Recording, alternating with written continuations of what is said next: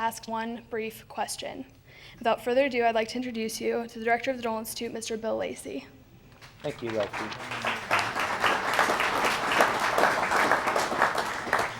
Thank you all very much for coming tonight. We really appreciate this very large crowd.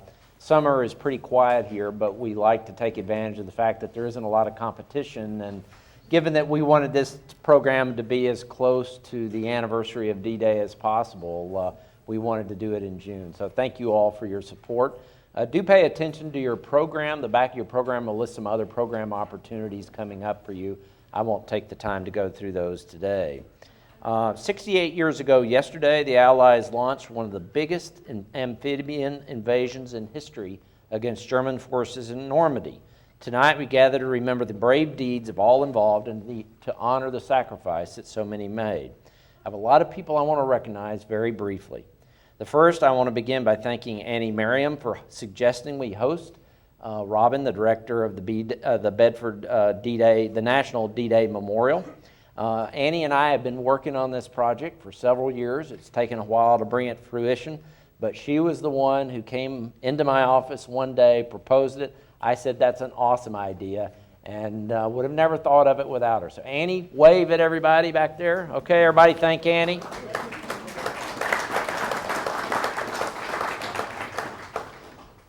Well, I think everybody who lives in Lawrence knows who Jim Brothers is. He's had a number of sculptures that were selected for the National D-Day Memorial. He made two available for your viewing as you entered the building tonight, the two outside. If you stopped and looked at those, great. If you didn't stop and look at them, I'd ask you to do that on your way out. But we want to thank Jim for making those available. Jim, where are you? Wave at everybody. Okay, Jim.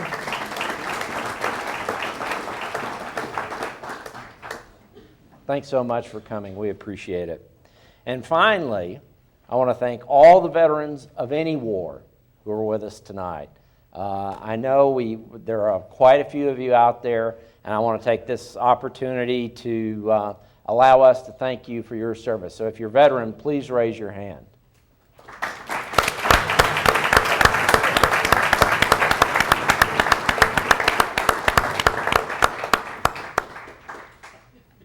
That's great. Thank you all for being here. We have two outstanding guests tonight. I'm going to make the introductions very brief and to the point. You have more detailed biographies on your program tonight, and so you can read more about them if you'd like to. Colonel Roy Creek was a captain in the 82nd Airborne Division when he was dropped with his men behind German lines, part of the 507th Parachute Infantry Regiment, whose mission was to seize and hold a critical bridge at Chef de Pont, France. Robin Reed is the president of the National D-Day Memorial in Bedford, Virginia. Robin also serves as vice president of Virginia Civil War Trails and on the Museum Advisory Committee for the Gettysburg National Battlefield Museum Foundation. Robin has had a fascinating career, like I said, more details on the program, but please welcome our two guests to our program on D-Day tonight.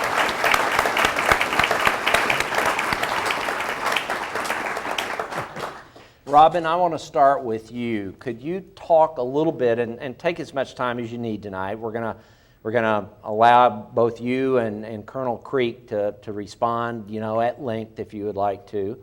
We have plenty of time, but talk a little bit about why it's so important that people know and remember the history of D-Day. Well, certainly. First, let me thank all the veterans that are here tonight for their service. That's something that we cherish and invest a lot of time in working towards making sure that the valor and work that y'all did is remembered. I think it's important that we look at memorials in a lot of different ways, but particularly a memorial dedicated to the D-Day invasion. Those gentlemen were involved in something that was as large as anybody had ever seen in the world at the time and even today. The tragedy of their service is that we're starting to lose our veterans from World War II and D-Day at an astonishing rate, and we need to be able to remember them. If you talk to most veterans from World War II, they'll tell you that the most important thing that they would want to do before their life has been expended is to educate the young people about why the military was important, why that war was important, and why people go to war and fight and lose their lives so they can have a democracy in which to live in. So it's a very important legacy. It's one that they strive to promote, and it's something that we try to help them do. What was the kind of the rough outline? We're not going to get into detailed military history tonight, but kind of describe the rough outline of the Allies' invasion plan. Well, I think there was always a notion to this point in the war that the Americans wanted to fight where the enemy were, and the British wanted to fight where where the enemy was going to be. I think it took the American know-how and military leadership to be able to bring all the different factions that were involved in trying to put down Hitler and his army to come together and be able to put together a plan. The Allied invasion was something that a lot of people had pushed for, but a lot of people had also dragged their feet on. There are a lot of people in the Supreme High Command that didn't think it was feasible. Certainly we had seen invasions on the Normandy coast before, and that had failed. And so, bit once is something else, to be bit twice is yet another thing. So to bring the Americans in, to bring General Eisenhower in, I think formed a catalyst. And there was also a fellow by the name of Joseph Stalin.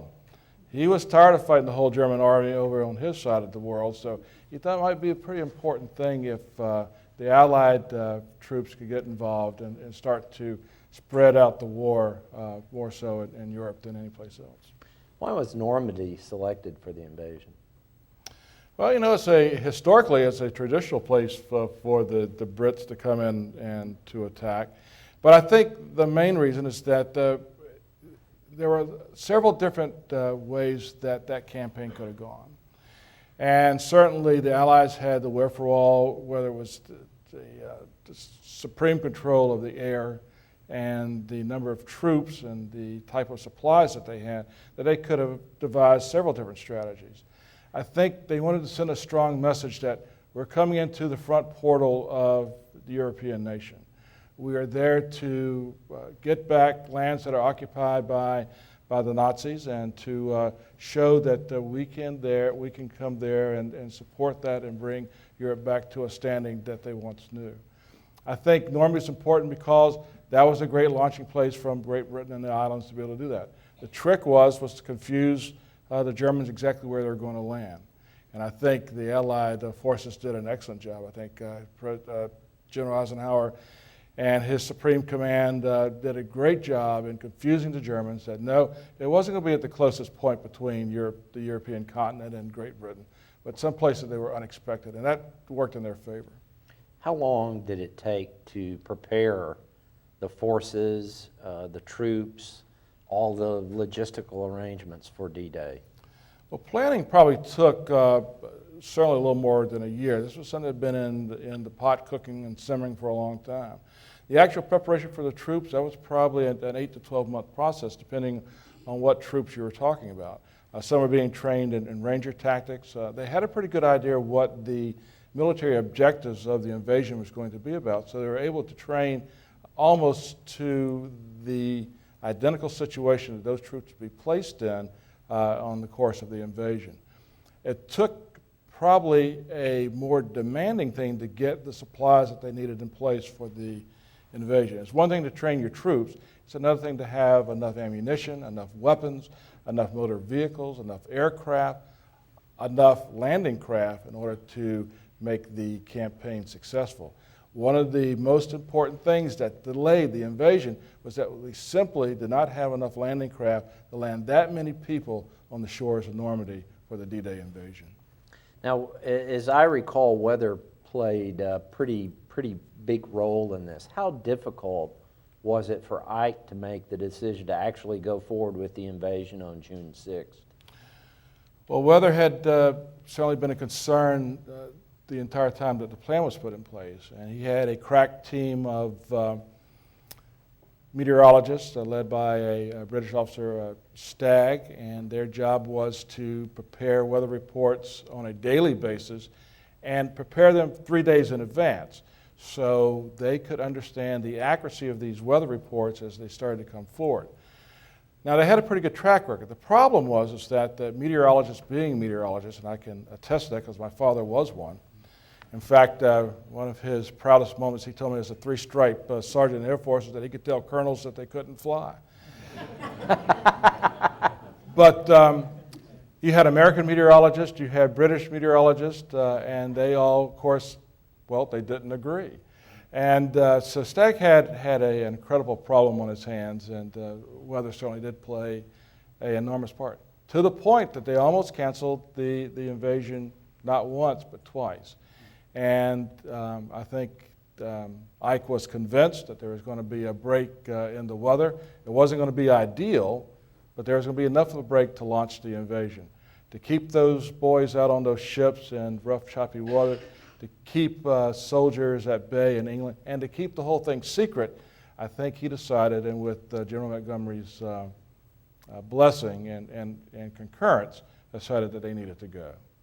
And indeed, they made that decision, and they did. Wasn't perfect weather, was it? But it was a successful campaign. Which landing was the most difficult, and why? I think they knew on the onstart that Omaha Beach was going to be the toughest.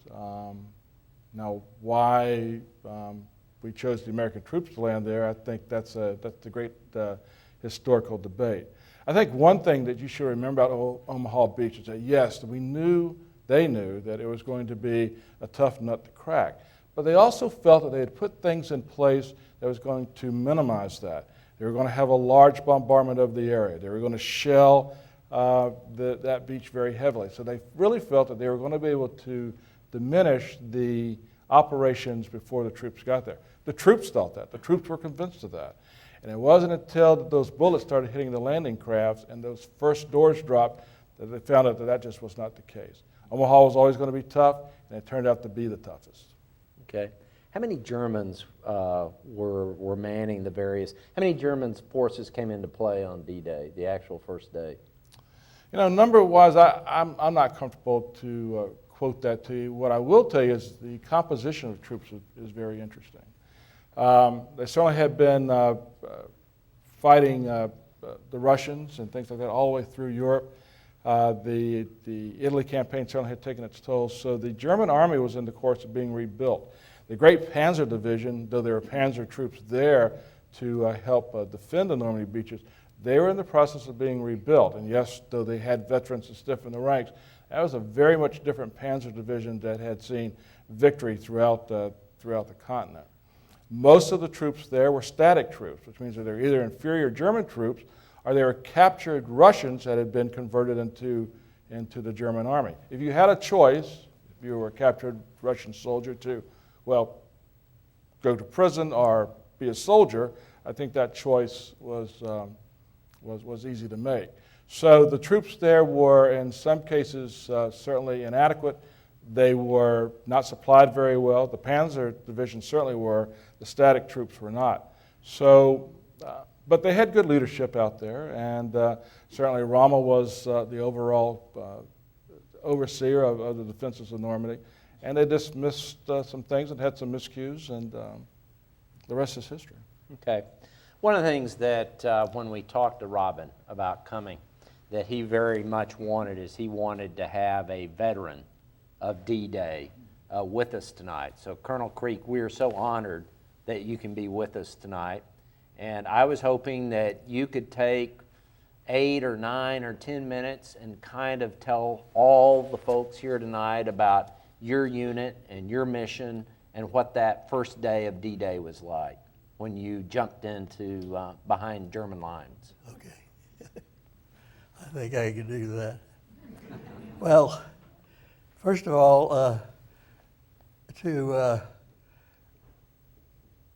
we had to have some basis for opposing the landings. The Germans were landing on Omaha Beach, and they were landing on, we were landing on Omaha Beach, and we were landing on Utah Beach. We, for the most part, were behind Utah Beach, which was a little less defended. The reason that Utah Beach was not as effective or well defended was that they didn't have any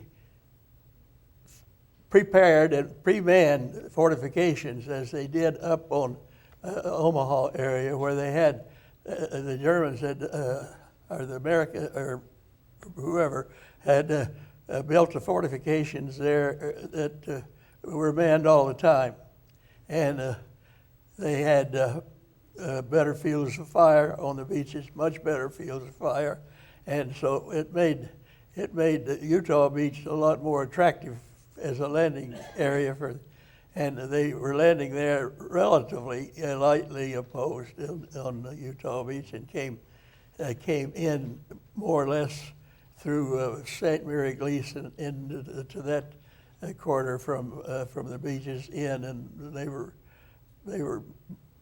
virtually unopposed on their landing coming in on it. And I would say that Omaha Beach was a much tougher one because they had manned, the defenses were on position and were there all of the time, and they were in positions where they had great fields of fire, and so it made it much more difficult for that area. Mm-hmm. That was what resulted in the relative difficulties of the areas that they landed in and came ashore. They apparently came in much better order and much better prepared.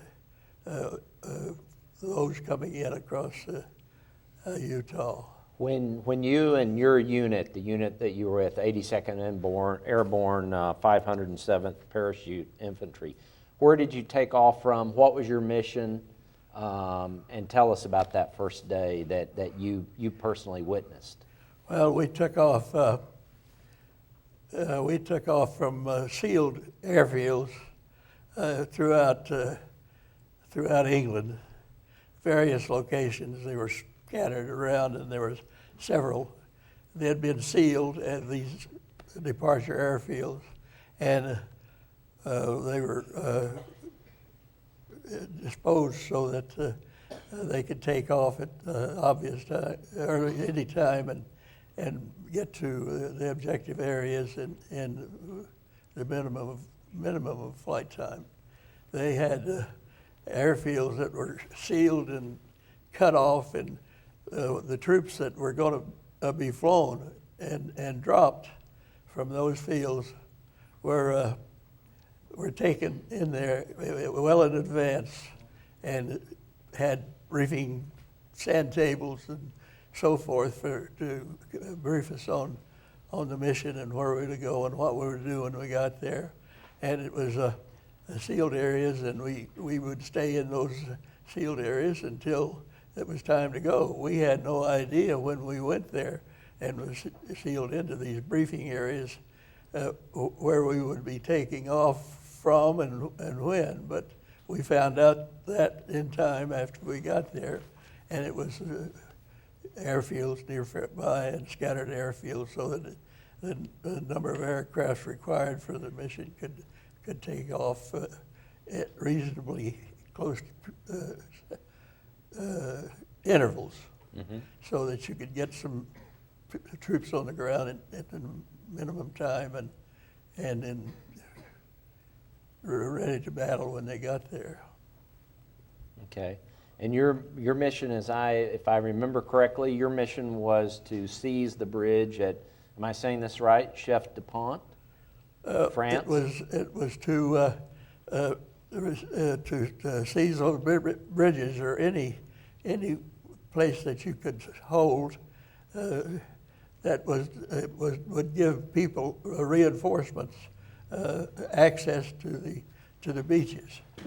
Their mission was to block any reserve forces that were being committed to oppose the beach landings, and they were supposed to.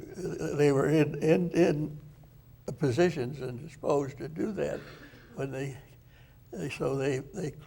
blocked off all the areas, and the Germans couldn't reinforce their defenses because they couldn't they couldn't penetrate this. If we were holding the bridges and holding other obstacles that would prevent them from getting there, if we could keep them from getting to the beach, that would make that much easier and much easier access to their routes coming in. So we were a double barrel sort of advantage. Right. What was June 7th, 1944 like for you?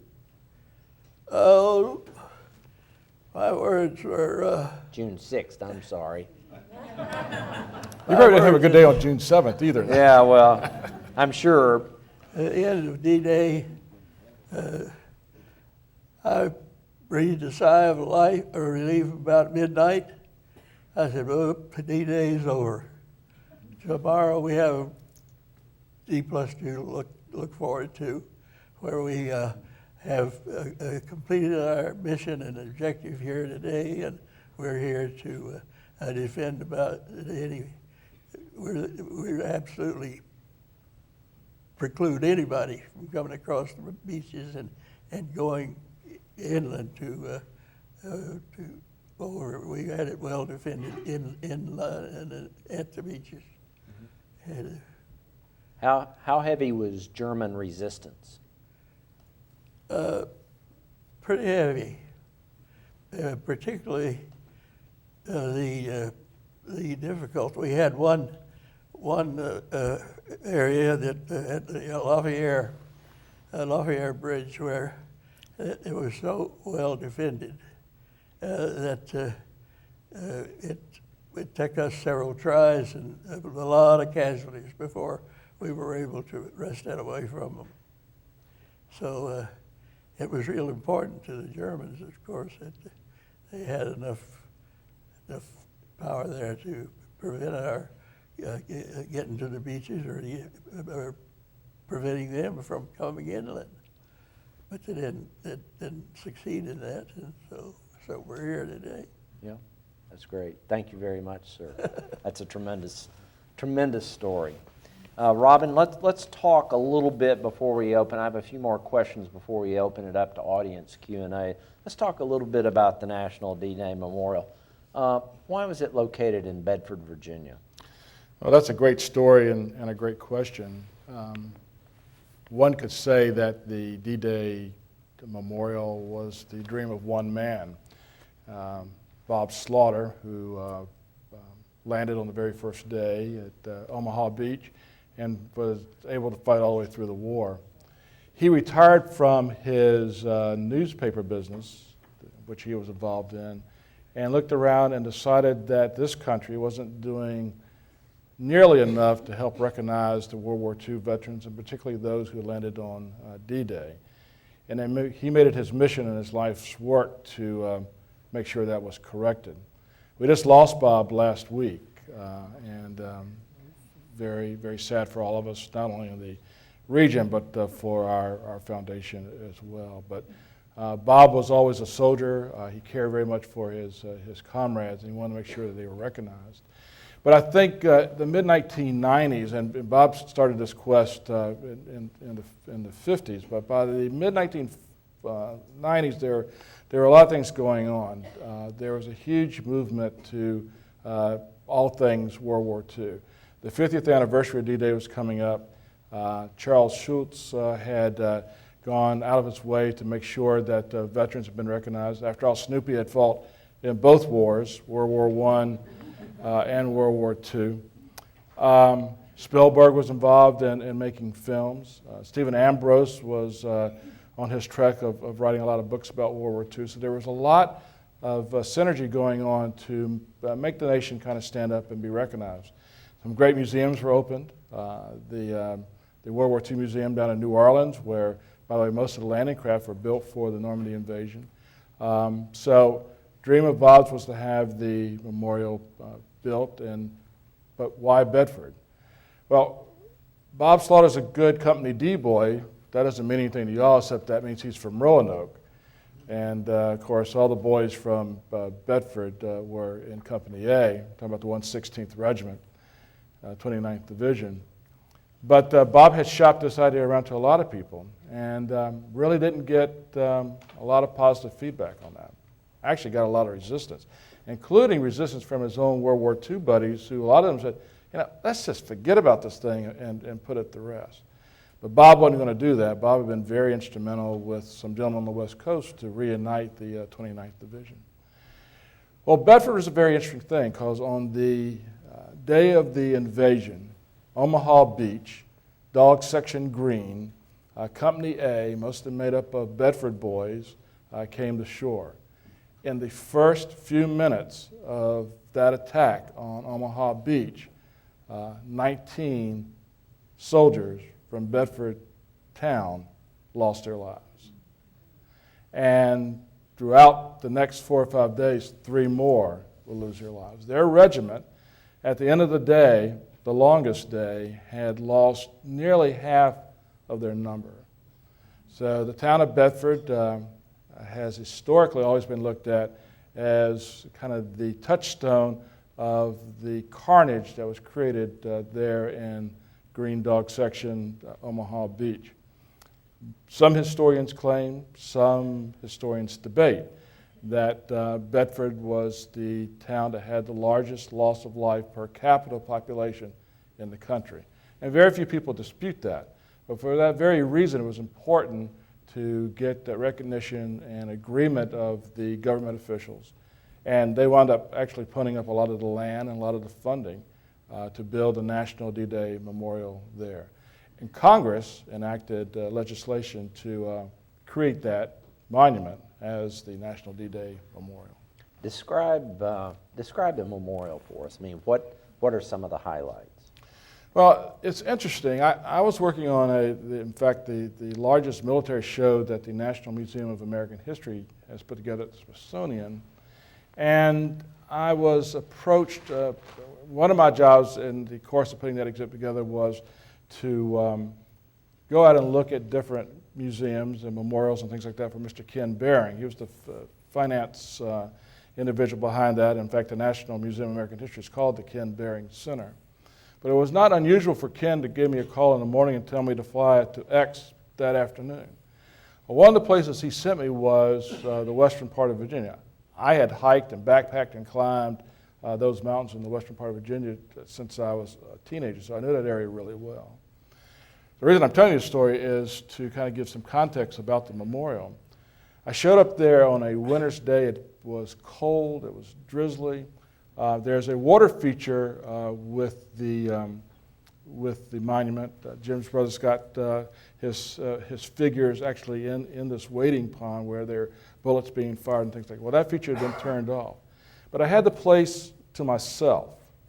And I had worked in Washington. I had seen the mall. I knew the World War II memorial backwards and forwards.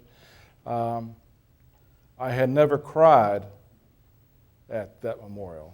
I had never cried at the Vietnam Wall. Got emotional at the Korean War memorial in Washington, D.C., but nothing had ever quite moved me as this memorial in Bedford, Virginia, the National D-Day Memorial.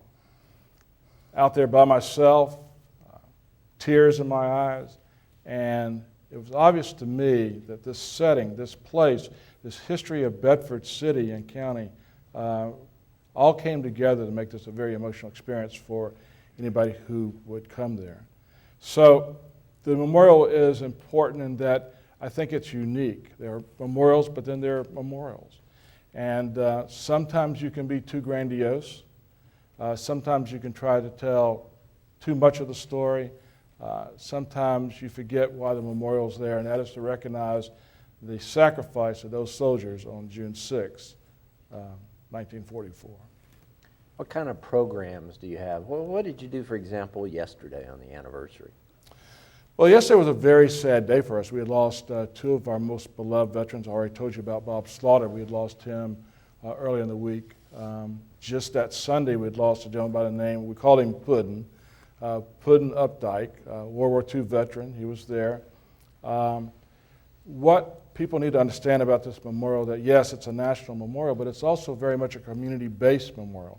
It came out of the community. They helped pay for it. They helped make the movement to have it become a reality. So these gentlemen that we know, these D-Day veterans, and we had about, yesterday. That was just yesterday, wasn't it? It was June 6th so. yesterday. We had about, and this number is not going to mean anything to you, or it's going to really impress you. We had 30 D-Day veterans at that ceremony. And we've had more in the past, obviously, but they come every year. And no matter how badly they feel, you have to really be in pain and really be sick as a D-Day veteran not to come to the National Memorial on D-Day. And what surprises me about this, every time I've seen this ceremony, is that the kids, and we're talking 8, 9 teenagers in this world of tweeting and Facebook, they are awestruck.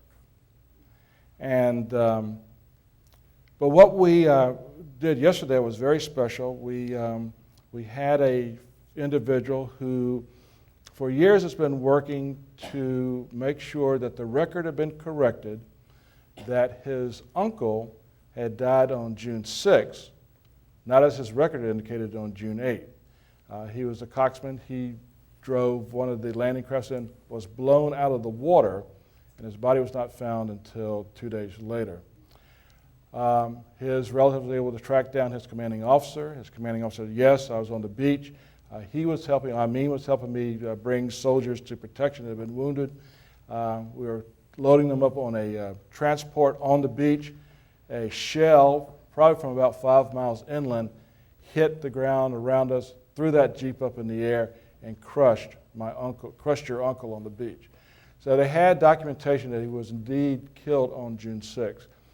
His tombstone has been replaced there at Normandy to indicate such, and we were able to put him on our wall of all the casualties. We're the only institution in the world that has researched for a 24-hour period, the longest day, the casualty of every airman, soldier, Marine, Coast Guardman, and Navy personnel that died on that day. And we were able to add him to our wall yesterday. So very special experience. Very sad day because Bob Slaughter wasn't with us. Mm-hmm. Yeah, I have one final question, then we'll open it up to Q&A from the audience. But Annie, Miriam, and I have agreed that we're going to make everybody here tonight come and visit the museum at some point. So if you were to advise folks who are thinking about coming and visiting the museum on when to come and kind of how much time to plan, I mean, if you were going to do it, if you were going to take family or close friends, what would you advise them to do in terms of planning to come to the memorial? Well, I'll answer that question two ways. The one thing that's interesting about the memorial, and Jim can give us some testimony of this, is that the weather's never very good at the memorial. Have you ever had a perfect weather day at the memorial? But that's what makes it interesting, and I think somewhat unique. Fall's always a great time to come to the mountains in the Commonwealth of Virginia, so that would be a great time to come and see the memorial. We have lots of veterans who come through during the summer. It certainly is a family trek, and we see a lot of people vacationing come through the memorial as well. Probably the worst time to come is winter, though that's when the memorial was sold to me. But the thing that's I want to say about the memorial is this, and I know a lot of people in the room know I have a strong Civil War background, so I'll throw in at least one Civil War story tonight. In the 1890s in the city of Richmond, there were a group of ladies who were very much concerned that the mansion of Jefferson Davis, the White House of the Confederacy, was going to be torn down. And they saved it. And they saved it for a very particular reason. They saved it because in the 1890s, we were seeing our Confederate Civil War veterans die by the bushelful every single day. And so they wanted to create a repository and a place where things could be brought to help remember their loved ones. So they established the Museum of the Confederacy in Richmond, Virginia, in the old White House of the Confederacy. And literally, as these veterans started to pass away, the families would walk up Main Street, walk up Broad Street, and bring their loved ones' belongings to the Museum of the Confederacy in that repository. Well, we're in the same situation today. And while the memorial is in stable financial condition, my goal and my dream, to add to Bob Slaughter's, is that we're losing our World War II veterans at the same rate right now as they were in the 19th century. So we need a place, a repository, a museum to tell their story and to save their belongings. And I want our place, that this National D-Day Memorial, to be the place where families know that they can trust these soldiers' artifacts to the nation and to the world so their story can be told. Okay, thank you very much. We'll open it to your Q&A. We have Jen has a microphone back here. Who else has a microphone? We only have one tonight? Are we missing one? Somebody's not paying attention in there. Why don't you do that? Now, I'm going to ask everybody, it's summertime, guys, so cut me a little slack, okay? I'm going to ask everybody, if you have a question, please wait for Jen or Margarita to come by and speak into the microphone, and please speak clearly and address the question either to Robin or to Colonel Creek. Questions? Okay, we have one back in the back. I thank both of you for being here this evening. I was curious. I've heard that that Eisenhower wanted to make Germany think that we were going to invade Sicily through the Sicily route, Italy. Is that the case, or is that was kind of a decoy, if I understand, or did I not get that right?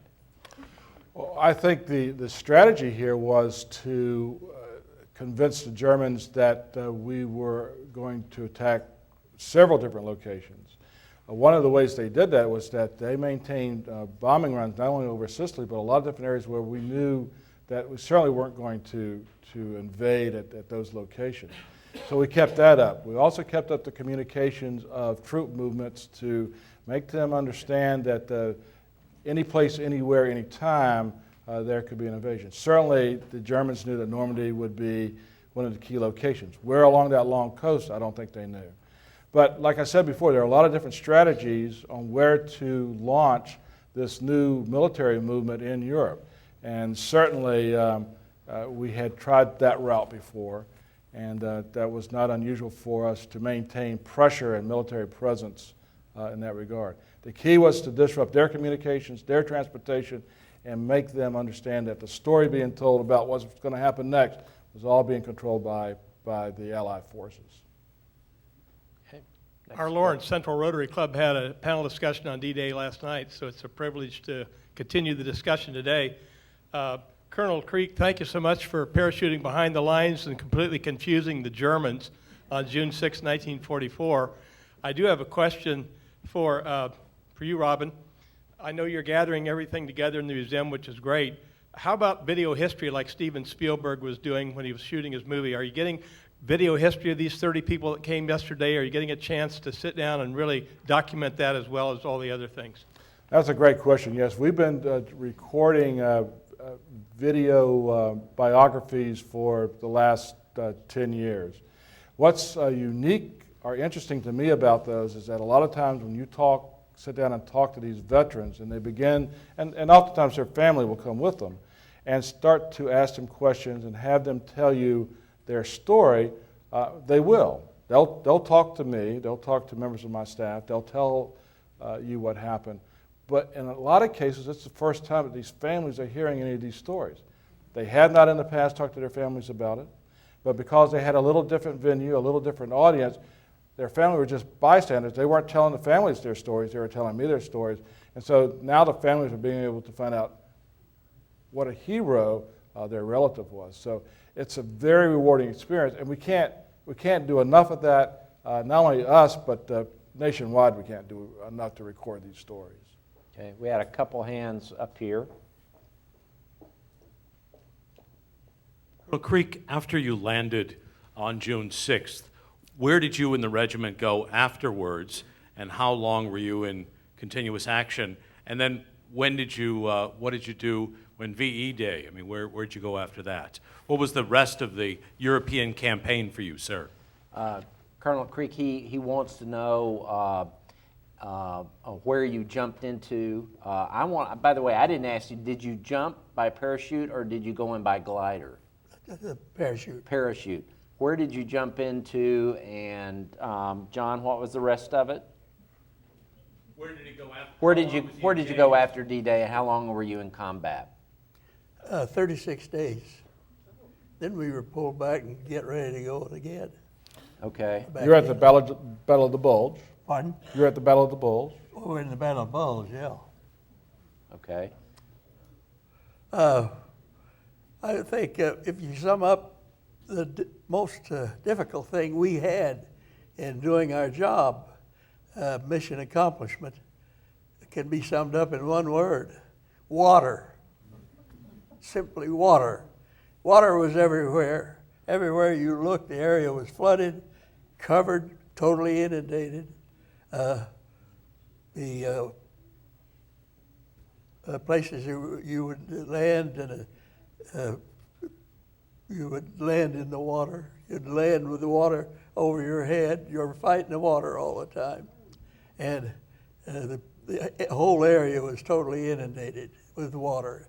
And it made everything we did most difficult. You were either wading or fording, or I remember walking through looking for I had to ford an area to walk across. Well, that's not bad for a tall person, but I don't go for that fording very much, because I was faced with it stepping in a hole and the water going up. I waited a mile one day in water where it was up here, and a couple of times it got up here. And you say, well, I'll step in a hole, that's it. But you keep going, and you water, and they're shooting at you from everywhere, and nobody hits you, and you learn to ignore all those rounds coming in, but you can't help but be a little bit concerned when it's splashing water in your face, hitting that close. So all you can do is keep walking and hope that you don't go under, and that's tougher for some than it is the others. And everywhere you looked was water. Flooded areas that covered big, huge areas, and everywhere you looked was inundated. The whole area was inundated, and you were just dealing with water all the time, and that was it. Okay. I think we have another question here. Colonel Creek, were you all dropped in the same area? And how did you recognize one another? And who was first out of the plane? Colonel, were you all dropped in the same area? How widely were you dispersed? And who was first out of the plane? Well, number one, I was the first one out of my plane. I was the jump master, and I was glad to get out of it, because we'd reached the objective area. We knew we had to be jumping, but we jumped on a green light, and that's the guy flying the airplane tells you when to jump. And we got into a situation where they had broken their formations, and our airplanes were flying all like this, And it reached the point that I was praying for the green light so we could get out of there, because I could see much more of a threat from a head-on collision, certainly, than anything else.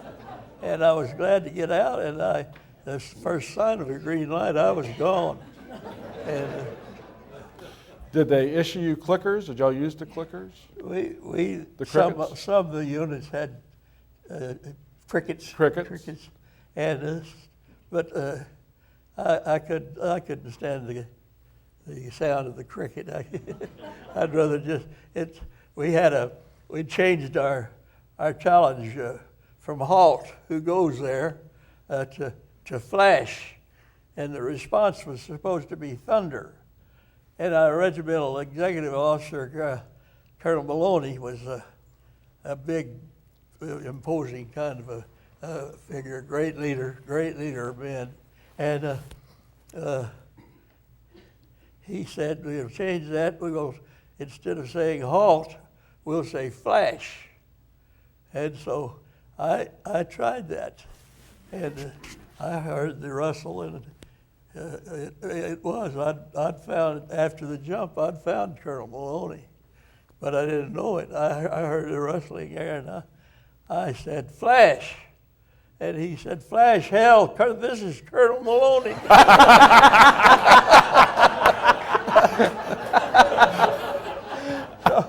So he and I got together, and we did a good part of Normandy together. We went until we ran into some 40 or 50 of our people who had assembled in an area, and we got stopped there to get them organized and doing something. He told me to go to perimeter defense. So I went over and got a perimeter defense. I got one, and we had them all lined up there behind the hedgerows in Normandy, and the gliders were beginning to come in, and there was a glider that landed in one piece that break up, turn, flip over. It was terrible, and of course throwing men around in there like this, and.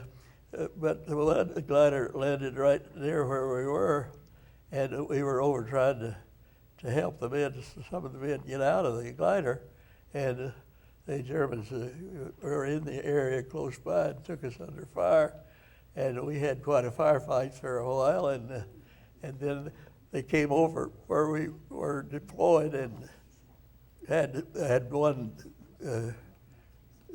line of about 8 or 10 men behind the hedgerow, and taking any kind of fire they got, taking it under fire, and so they got out of there. They came in and said that they wanted most of us that were there to go with Colonel Osberg, one of our battalion commanders, to leave there and to go down to Chef DuPont and to take the bridge there. And so I went with him down to take the bridge there. Well, this is all D-Day, of course. As you would know, Colonel Osberg was the first man wounded when we got to the objective area, and I'm the senior guy after him, so I'm suddenly in command down in trying to get that particular area, capture that area there. So we organized and managed to do that before the day was over, but that's a long story that lasted all day. And my comment at the end of the day was that we'd done pretty well. I gave us a pretty good grade. We had not done anything sensational, but considering the fact that it was our very, very first combat, and we had to fight every moment of the day, and we wound up with our objective, and I felt that was a successful day. That I felt we had the bridge there, and we could hold it. I knew we could hold it, and because they just weren't trying that hard to get it away from us, and we did hold it. We held that for the duration of the day, and midnight came. I rejoiced the fact that D-Day was over. Yes. I think it's interesting to note that General Eisenhower is under a lot of pressure by the Supreme High Command not to drop the airborne troops back behind the line. They thought it was going to be a disaster, and they were not going to be effective, almost to a general staff officer, they had to come back and apologize to Ike because it was an extreme success.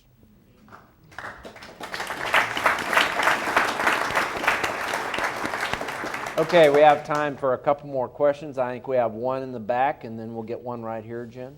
Yeah, good. Thanks for both of you coming, and for Colonel Roy, thank you for your stories. Robin, you had mentioned that the soldiers who were going to be coming onto the beaches expected to have very little resistance for the planning, and I imagine Eisenhower thought the same. And we've all seen the opening scenes of Saving Private Ryan, and you mentioned the group there from Virginia that had 19 casualties. Did that affect the morale of the troops, and did it affect the opinion of the United States in the news coming back of the heavy casualties on the beaches? Well, that's an interesting question. I can only answer that from the perspective of the veterans who fought that day on the beach that I've talked to. What they'll tell you is that there wasn't a morale issue. It was a scared to death issue. Their number one objective once they hit that beach, and they had seen, they were bombarded fairly well by artillery, but the Germans did not open up their machine guns until the fronts of those landing crafts were dropped, and then they poured all kinds of lead into them. So the objective of the military operation really changed from we're going to need to capture and control this beach to survival. And almost every one of them will tell you that. They got to a place where the high tide kind of ends and were able to take some protection there behind a shell. And if it wasn't for the diligence of the officers to get them off that point and move them further into the cliffs, they probably would have all been slaughtered there. The comments from the officers told me what they basically told, do you want to die here or do you want to die trying to get to the end of this beach? And that's how they motivated. But they had a hard time. Guys had lost weapons. Officers were sending them back to retrieve weapons off the dead. Some were just frozen in time. There was walking wounded, but they still had to fight. The medical corps was non-existent. They were being killed just as quickly as the soldiers. So the movies and the biographies and the histories that you read just doesn't do it justice until you talk to a vet who was there and can convey to you how awfully frightened they were that they weren't going to make it next 15 minutes, next hour, next day. Okay. I have a question right here, Jim. Wait for the mic, if you would, please, sir. Yeah, Robin, obviously the D-Day Memorial is pretty close to my heart.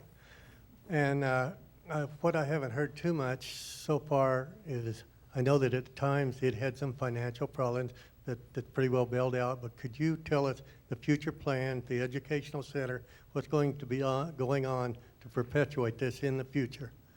Well, before I answer that, let me share this with you, Jim. One of the things I did yesterday on June 6th is that I read some paragraphs out of Bob Slaughter's book. And it had to do on the occasion of the opening of the memorial, the day he was there with President Bush. And one of the things he talks about as he's reminiscing in his book on what he told people that day at the memorial at the opening, he said, I looked down at the sculptures and the warm glow of the sun from spring was shining on them. And they came to life for me, and it looked as though they were almost breathing. That's in his book, and that's the type of emotion that Jim's art brings to the memorial. And I want to thank him.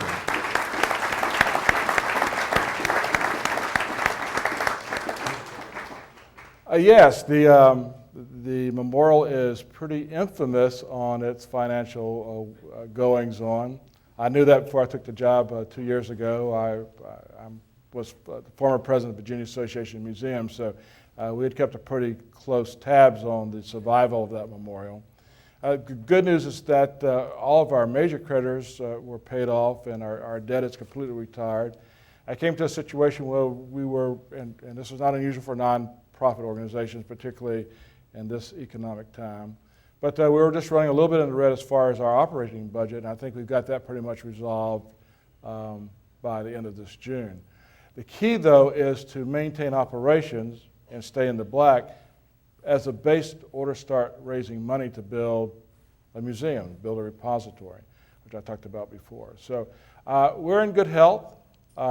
As a lot of nonprofits in this world, it takes one bad thing to sink the boat, and we try to avoid that.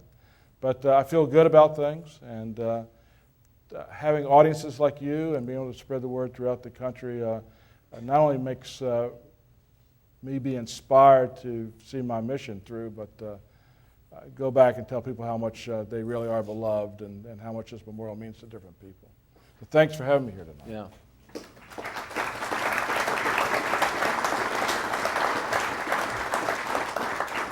Do we have any other questions tonight? Anybody else have a question? We have one. I'm going to do one last question. Somebody need a mic up here?